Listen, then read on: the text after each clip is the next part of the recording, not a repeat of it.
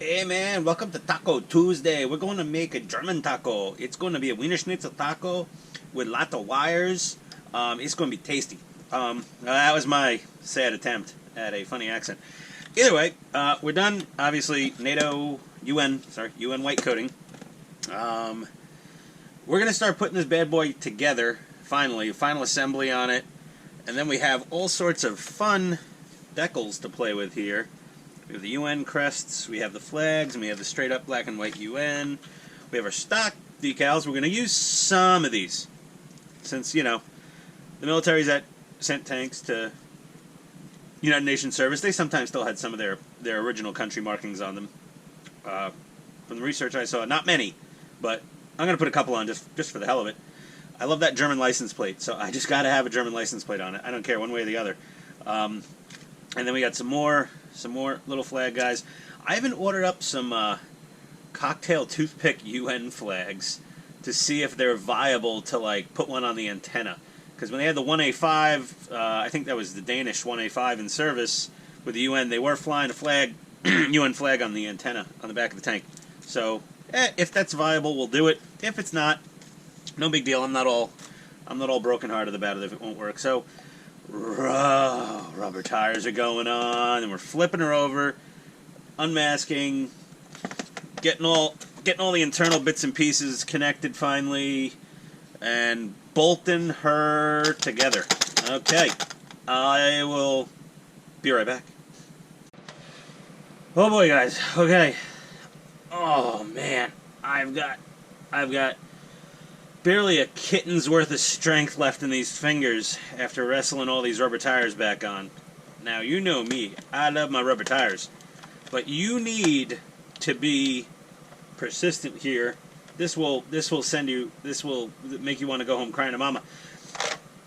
So, it's an interesting dichotomy of contrasting personality disorders that are ADHD and OCD.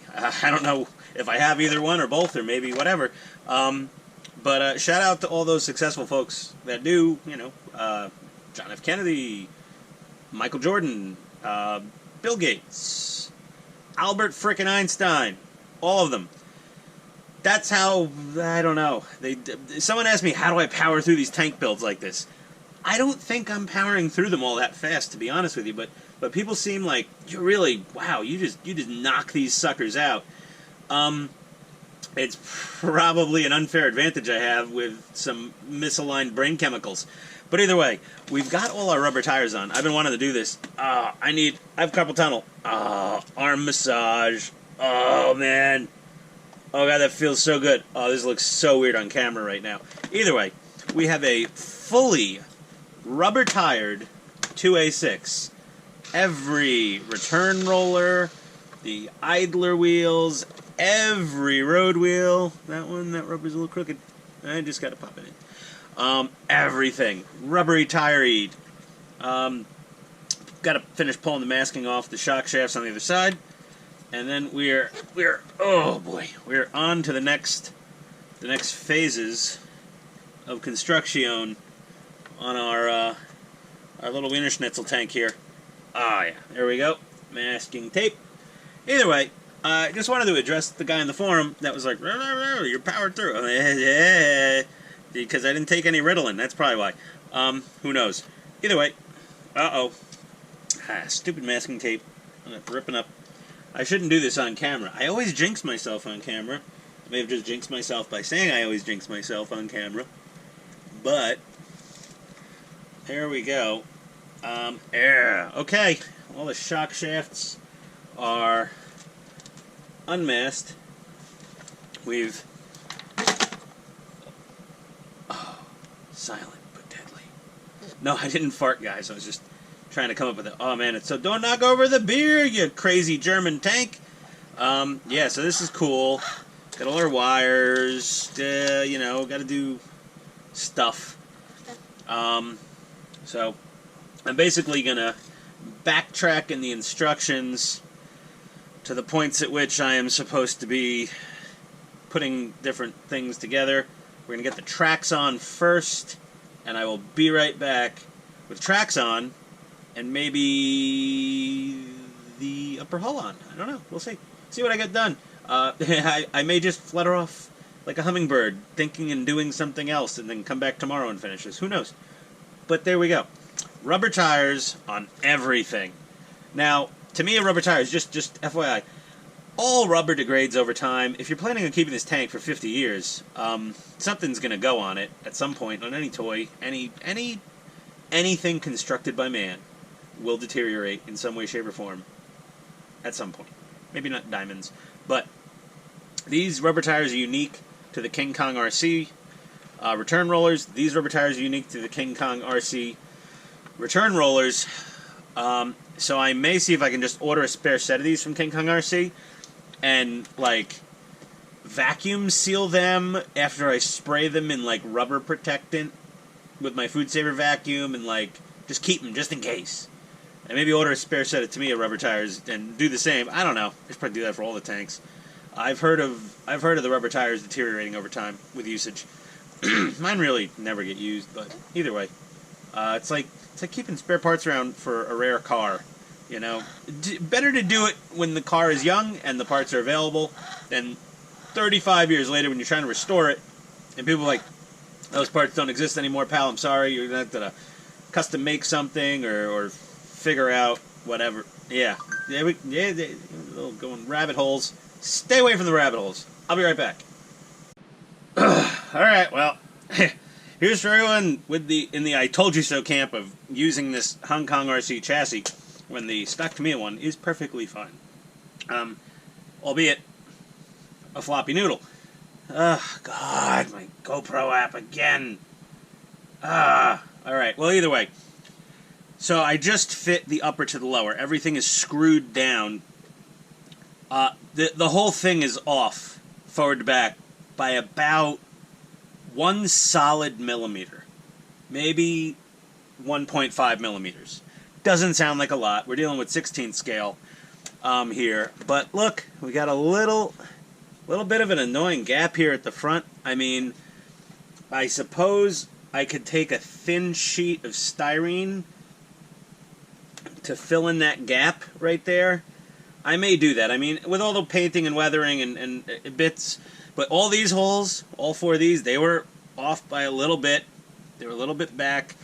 And then to get the rear to click down, now Clarence couldn't fit through the door, so I had to clearance him a bit with the Dremel, and I had to open up the insides of the lower hull to fit around this upper.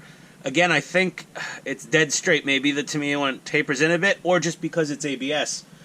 Everything has a little give, and this lower chassis tub has 0 give.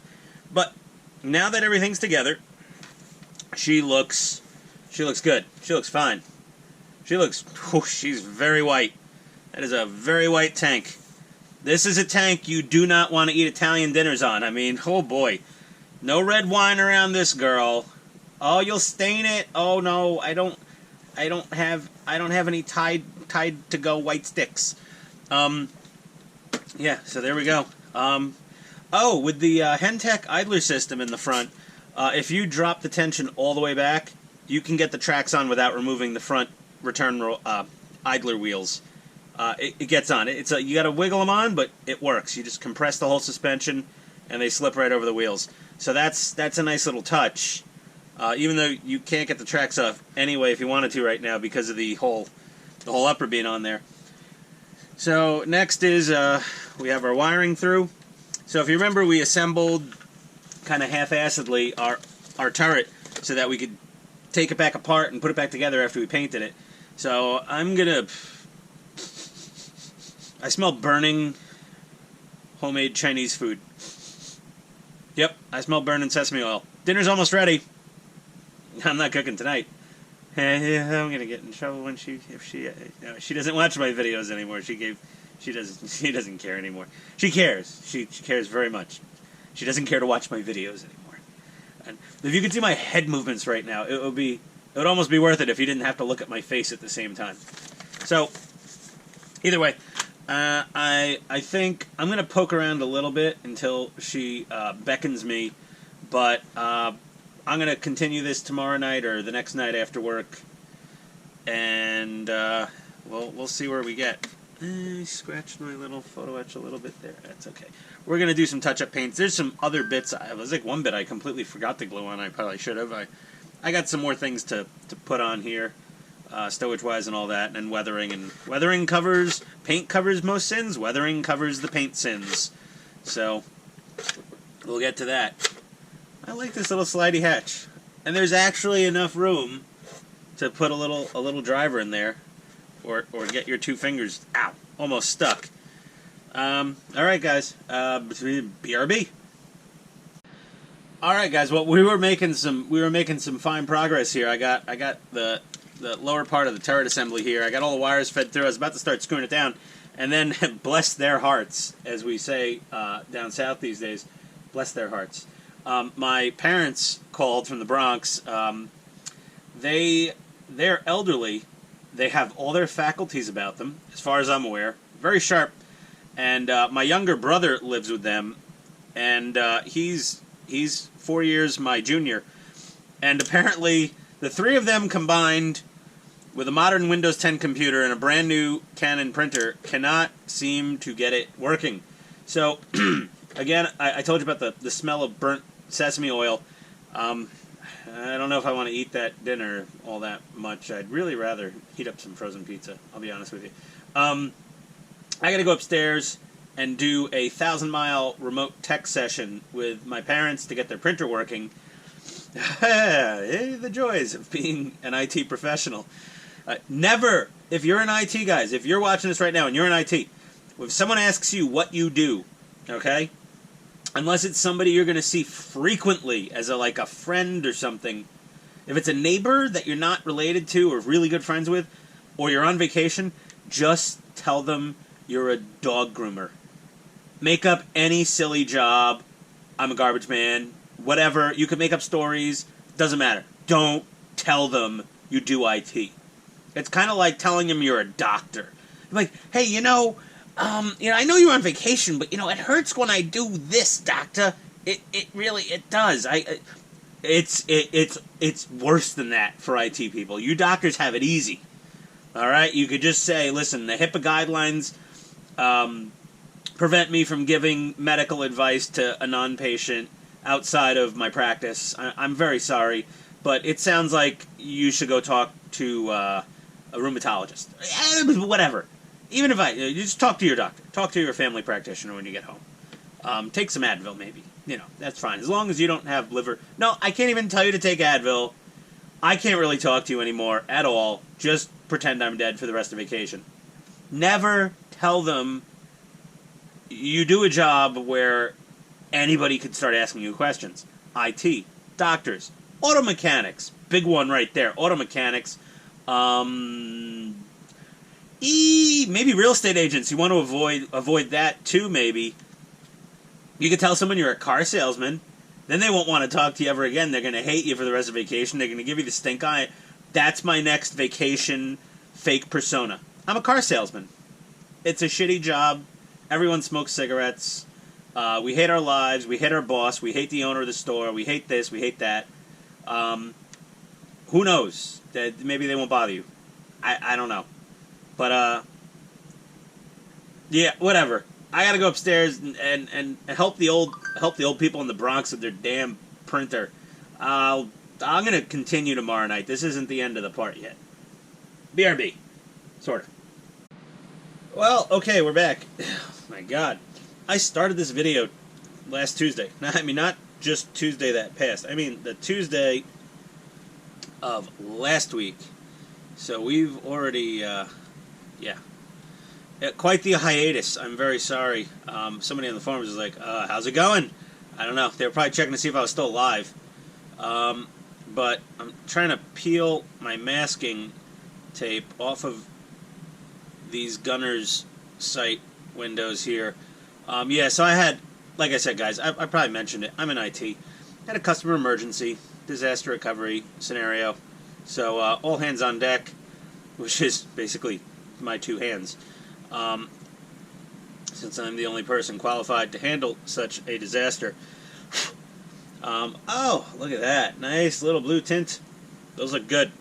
So yeah, I was busy working most of last week, and then a good chunk, well, the whole weekend that just passed, and then aside from that, oh come on, what did I get? Is this paint bleed through? You always get a little, I don't know if that's paint or just some masking tape residue. I'm gonna see what I can do about that. It's not horribly noticeable, especially once this thing's on the ground running. Yeah, it looks like it's just tape residue that's left on there, but yeah, pretty nice. Made of white. So yeah, sorry for the delay there, the hiatus. As few people as subscribe to my channel, and thank you for subscribing. You know, it's I hit 100 people. I got an email just to rub it in while I was working all these many hours on something other than my tank. Is I hit 100 subscribers. Most people have a celebration for 100,000, 10,000, 50,000, 100,000. They give out a prize or something like that. 100 subscribers. But I don't know. Maybe it snowballs from there. But we've dismantled. We painted. I got the lower part of the turret bolted to the chassis. Everything's bolted together. I don't even remember what I talked about in the earlier sequences of this episode, but there's a couple fitment issues. Things are off by a millimeter here or there with this Kingkong-rc lower chassis, but it's fine. It's close enough for government work, as they say. So I did get a replacement photo etch finally from Germany, and I made another engine cover that lines up finally. Let me put this fella down here. She lines up. They're aligned. It's all finally, thank goodness. I did scuff up a little here, but it's fine. Oh yeah, I have to respray that with some white. I need to do a little more flat white painting on this guy. But yeah, she's coming along. I'm gonna get start getting the innards bolted into here, and then we hopefully have a mostly functional, complete tank that we can hopefully test by the end of this episode. After that, it'll be decals and some clears and some weathering and some fine detail painting, and get all the little, you gotta paint these little corner lamps, orange. I gotta put like the lenses on the tail lights. I gotta fit the rest of the glass into the upper part of the turret. So I'm gonna get cracking on that, and I will BRB. I found a problem. Apparently, I think when I was fitting the upper hull onto the lower Kingkong-rc hull, it seemed I had to flex this sucker out a little bit. Oh, my GoPro lost its connection again. I hate you, app. You son of a diddly. So when I was just rotating the lower part of the turret around, it was grinding. It was interfering with certain parts here. Like, it rubbed the paint off the top of this handle. It rubbed the paint off the top of this handle. It's been hitting this a little bit. So, a lot of guys are talking about putting a spacer under the turret to keep the sag from being a problem. Well, let alone sag, now we've got a Hong Kong chassis bowing the whole upper hull kind of up at the edges there. So what I'm doing to correct that, I don't know if you can barely see it, I took a small washer. It's probably maybe 1 millimeter thick, and I am putting them over each of the holes where the lower turret connects to the turret ring assembly, to hopefully raise it up about 1 millimeter, because just barely scraping. I mean, just a tip, just an ant's butt hair of scrapey. And then I obviously now have well, these are pre-weathered now. They're nice and worn down to bare metal, so I don't need to weather these two handles. They're perfect. Since they were the metal, what do we call it? Scuhmo-kits bits. They'll look great. Oh, guys. 2 steps forward, 1 step back. I will BRB. Whoa. Talk about 10 pounds of crap in a 5-pound bag. You think this turret's pretty big until you start stuffing it full of electronicals. And, oh, jeez Louise. Did they give us enough leads on this? Is long. This is really long. Like, oh my gosh. It's like, That's a lot of wires. My neck is killing me. Oy vey. Oh, okay. Oh, I broke out the oy veys. You know I'm hurting, guys. Yeah, this is the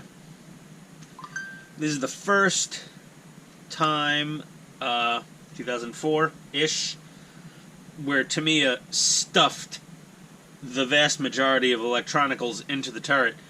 And it shows, and it's a low-profile turret. I mean, damn, I mean, my Japanese Type 10 of my M1A2 Abrams are just Cadillac roomy compared to this. I'm talking 80s Cadillac, where you were, you know, driving with your aunt, going to the zoo, sitting on that big vinyl seat in the back, and the seatbelt, optional. And every time she went around a turn, you just slide from side to side in back of there. Not in this guy. You are hemmed up. You are basically sitting in the bucket seats of the back of a Porsche 911, which is means you're a double amputee with no legs, and you don't need a seatbelt and you won't move. Oh my God! This is going to take a while to jam all this junk in here. But she's coming together nicely. Update on the washers under the lower turret assembly. Now, everybody says you should shim up the turret just a skosh to keep things from scraping on the back. And I did the bracing mod with a little plastic tab. You can't see it anymore. And I wasn't going to shim anything under the turret because I'm like, But because of the flex that the lower hull imparted on the upper hull, not only did I have to put that one layer of washers, I had to add a second layer of washers to raise the turret up high enough so that she clears everything when she rotates. And the turret rotation gearbox, since I didn't shim between the upper hull and the turret ring, but I shimmed between the turret ring and the turret itself, I wanted to make sure. But yeah, the turret rotation motor still has a solid purchase on those gear teeth, so we're fine there. There's not a lot of resistance rotating this turret, so even if only half of the teeth are touching, like half the depth of the teeth of that gear are touching it versus the full depth of the teeth, it's going to be fine. I don't anticipate any issues. If I was battling with this every day and I was building it to be Mega Bruiser, and it's going to be built to be a bit of a bruiser, but I would have probably opted to shim underneath the turret ring versus, between the upper hull and the turret ring versus shimming between the turret ring and the lower half of the turret. It works either way, apparently, because I just did it. I put 2 washers on top of each hole, little dab of CA glue to hold them in place, screwed her down. She's got perfect clearance. She's gonna clear no matter what. It's you really don't notice anything. I mean, you couldn't tell if you looked. But yeah, I mean, we're still jamming stuff in here. I'm playing some weird mix of 90s rock songs. Rock. What was rock in the 90s? Rock in the 90s was a little all over the place. I mean, Santana, and then you have Nirvana, but that was kind of grunge. But now grunge is alt. And Santana wasn't really rock, it was more pop. I mean, the 90s were weird, man. I mean, we had cool stuff going on. Desert Storm, we were seeing A-10s blowing up Iraqi armor left and right. General Schwarzkopf was doing his thing. I don't know. But either way, the 90s music, it's interesting. But yeah, that's what I'm doing tonight, listening to the 90s rock on Spotify. I switched from Pandora to Spotify. Newsflash, everyone. Basically because it was free. My brother-in-law was kind enough to share his family plan with me. Don't rat me out to Spotify. You won't know who it is anyway. Kinda. No. But yeah, this thing's coming along nicely. I've already, like I said, weathered these handles just by scraping on them. Oh boy. I mean, so many little fiddly bits to do here. It's pointless showing how to like zip tie wires and route them through here, but I mean, based on the instructions, these wires are a lot shorter in the pictures. if I was a more adventurous type, I'd probably go ahead and cut all these guys shorter and crimp on new terminals and just shorten them. This is ridiculous how long.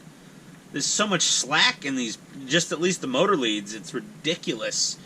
And I mean, the resistance goes up as the wire length goes up and the heat increase and the voltage drop and all these electrical engineering things happen with the longer the wires to the battery. I mean, honestly, this is the longest lead I've ever seen from an electronic speed control to a motor ever. It's really long to get from the ESC to the motor. So, I mean, the shorter, the thicker, the better. And these are very thin, and they're very long. But again, this isn't an RC race car. We're not shooting for the A-main, you know, pole position here or the podium. We just want a functional tank. But, God, man, I don't know how all this crap is supposed to fit in here and allow things to work. It's redonkulous. I don't know. I may try to jam some more of this down here and get it deeper in to the speaker box port before securing it. But we'll see. We'll see. Because, I mean, if I pull this all the way out, we got so much... Oh, boy. I'm tired. Like I said, I've had a long... What's today? Thursday? When did that server crash? That server crashed on Wednesday morning, and it came back up, and it fully died on Friday. I mean, I've had a long 8 days, guys. Sans tank building. You know, the last time touching this thing was not this past Tuesday, the Tuesday before it. So, withdrawals have crept up into my personal life. Tonight I'm like, I need to go build tank. I need tank time.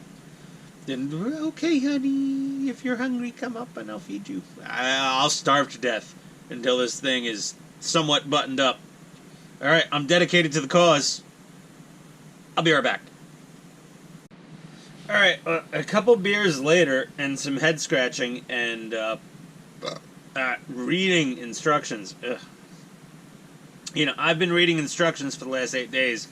You know, disaster recovery this, Active Directory that, you know, forced removal of servers from networks this, and yada, yada, yada. I'm in IT, we read a lot of instructions.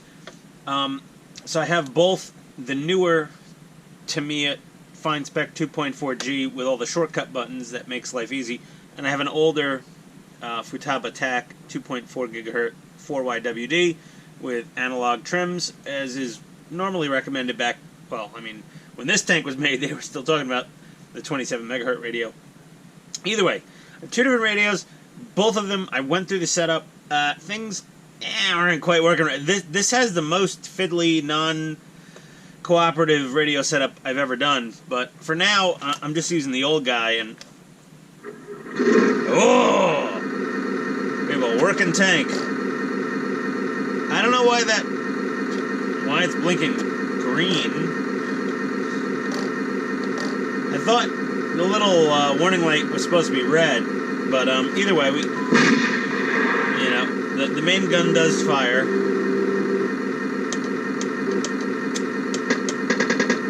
Machine gun, I have a white light for the machine gun. I don't know if I did something wrong. Maybe the convoy light's now going to be orange. You can't really see it in the video, but yeah,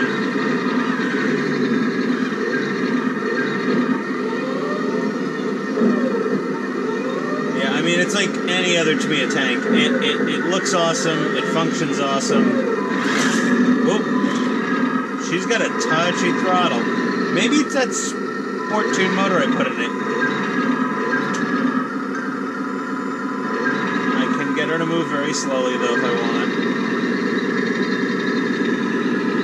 That's fine.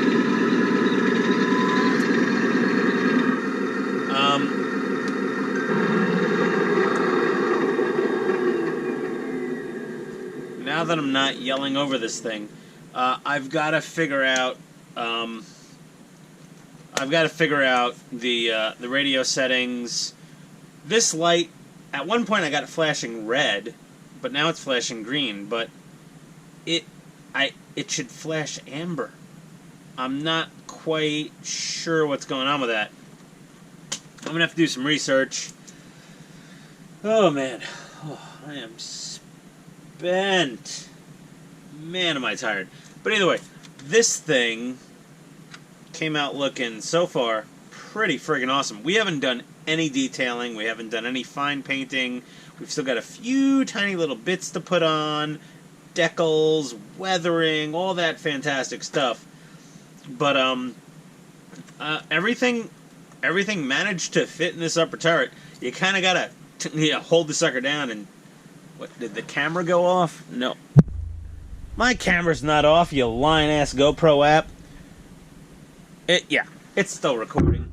What the... I hit the camera. I'm sorry, guys. I apologize. Whatever. We're gonna get some noise. Camera off? I don't know. Oh, my phone sucks. Alright, well, either way. Hopefully this is recording. I got my wire spool primed. I'm gonna paint it up. I don't know if I'm gonna do it NATO white, or maybe I'll do it NATO green. UN white. Sorry. And then wrap all this lovely cordage around it. But yeah, that's it for tonight. I am done. I'm done, man. This thing, I love it. But like I said, guys, I had a long week. Normally I have a little more spunk in me for things like this, but man, well, she's cool.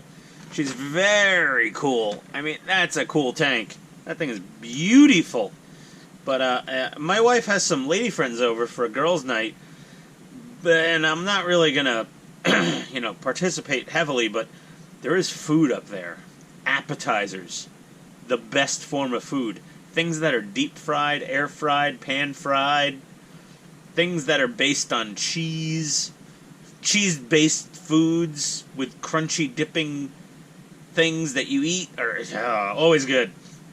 Anyway, I guess this is Ian signing off, and I will figure out my radio issues sometime, hopefully before the next part of this build. Peace out, fellas. I gotta hit the camera to hit stop. So sorry about the noise.